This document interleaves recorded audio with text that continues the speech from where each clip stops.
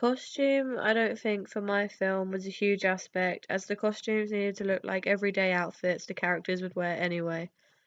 I couldn't find many films in which the child of the film is in normal modern clothes that they would wear today, so the inspiration for the character for my film was completely my own with just the idea of modern, bright, and colourful clothes to stand out and contrast. What I did not want was to take the film back in time and give the child a more old-fashioned dress sense, which is something most children in thrillers seem to have. Almost every child in a thriller film will be wearing nightgowns, dresses, or old patterned clothing that immediately says creepy about them, as the vintage designs give off a creepy vibe to them. As for the elder woman character, I did have inspiration for and looked at popular thriller films such as Insidious, Orphan, Paranormal Activity, and films similar to these. The reason I looked at these films is because these are all recent films from after the 90s, meaning adults tend to be wearing modern clothes as opposed to what an adult would be wearing in, say, The Conjuring, as that film is set in the past in a time where people dress differently to now. In most of these films, the mums tend to be wearing simple and plain coloured outfits. The colour scheme is dull to go with the genre of the film, keeping the tone and atmosphere serious, which is something I wanted to do, and the simplicity narrows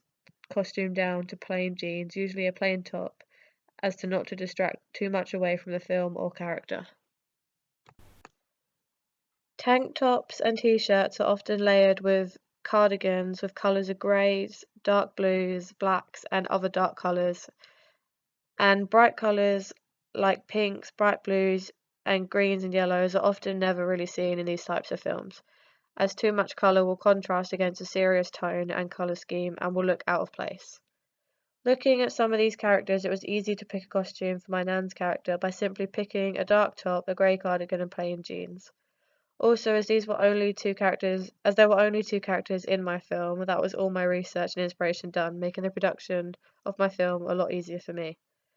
My idea of why I wanted to do this was to contrast the two characters so the audience could see one as bright, colourful, and happy, and the other as dull, dark, grey, and serious. However, once the story begins, the audience soon learn the colours on the outside do not match the characters' personalities on the inside, hopefully making my short film a bit deeper and more complex, as I do not have the time to make a complicated storyline. So by adding layers to characters and costumes is my way of making the film a bit more interesting.